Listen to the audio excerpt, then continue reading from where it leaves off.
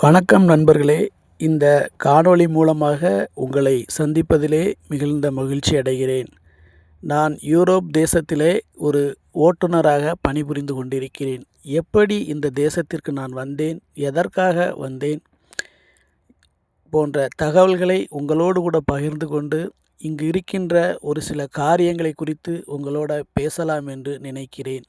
தொடர்ந்து நம்மளுடைய காணொளிகளை காணுங்கள். உங்களுடைய மேலான ஆதரவுகளையும் கருத்துக்களையும் தெரிவியுங்கள்.